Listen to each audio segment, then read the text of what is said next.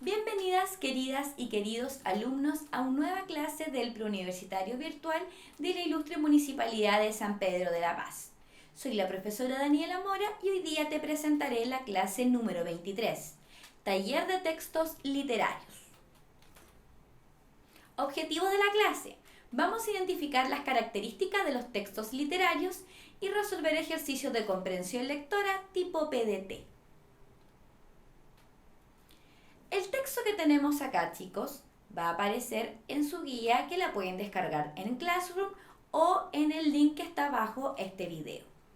Este texto se denomina El Ciervo Escondido, que apareció en el modelo DEMRE del año 2016. Destacar que este texto apareció en la PCU del año 2015. De ahí radica su importancia y la revisión dentro de este video. Lo primero que tenemos es la palabra de vocabulario contextual antiguo, asustado. Recordemos que lo primero que tenemos que hacer es revisar el contexto. Dice así: un leñador de Cheng se encontró en el campo con un ciervo asustado y lo mató. Para evitar que otro lo descubrieran, lo enterró en el bosque y lo tapó con hojas y ramas. Poco después olvidó el sitio donde lo había ocultado y creyó que todo había ocurrido en un sueño. Lo contó como si fuera un sueño a toda la gente. Entre los oyentes hubo uno que otro que fue a buscar el ciervo escondido y lo encontró. Lo llevó a su casa y dijo a su mujer. Vamos con el análisis de la palabra asustado. Tenemos que descartar los distractores, que serían las palabras que no se relacionan con el contexto y aquellas que son sinónimos entre sí. En este caso, la palabra sobresaltado sería un sinónimo con la palabra alterado y a la vez sería un sinónimo con la palabra alarmado, que quiere decir una persona, ¿no es cierto?, que más que estar dentro de una situación de miedo, está en una situación de desesperación. La palabra que no se relaciona con el contexto, que la señalamos recién, es la palabra miedoso. La palabra correcta es la palabra atemorizado, ya que el leñador no sabía lo que ocurría. Entonces no sentía un miedo profundo dentro de esta situación, sino que solamente sentía un temor, es decir, una sensación más leve. La siguiente pregunta dice: un leñador soñó que había matado a un ciervo y olvidó dónde lo había escondido y ahora ya lo ha encontrado. Esta pregunta es una pregunta del tipo textual. Entonces, esta pregunta, al ser textual, la encontraremos su respuesta parafraseada o copiada y pegada.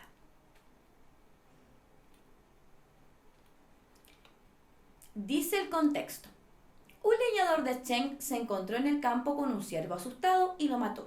Para evitar que otro lo descubrieran, lo enterró en el bosque y lo tapó con hojas. Poco después olvidó el sitio donde lo había ocultado y creyó que todo había ocurrido en un sueño.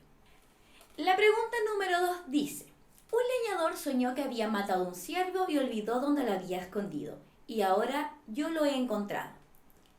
La cita anterior es contradictoria en relación al contenido del primer párrafo.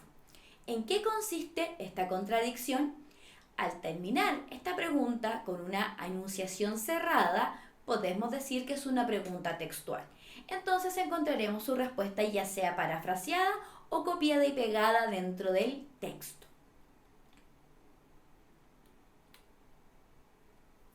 La alternativa correcta sería la alternativa B, que dice: el leñador, en estricto rigor, no soñó que había matado a un ciervo, sino que lo hizo en realidad.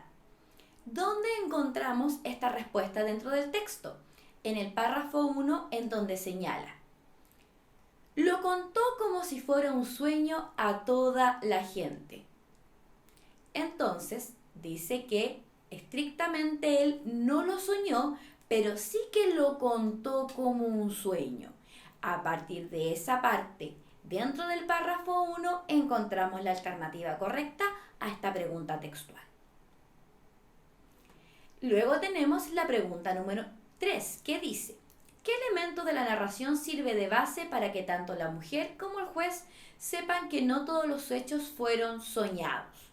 Al ser nuevamente una pregunta cerrada, también es una pregunta textual que tendremos que parafrasear o copiar y pegar dentro del texto.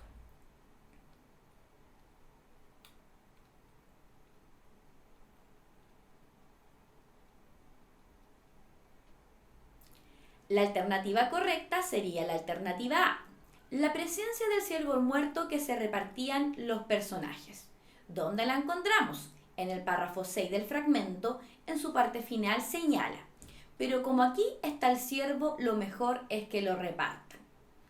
Como aquí está el ciervo, lo parafraseamos con la presencia del ciervo, el texto dice lo mejor es que se lo repartan y la alternativa dice que se lo repartirán los personajes. Al ser una pregunta textual, encontramos su respuesta claramente parafraseada. Luego tenemos la pregunta número 4.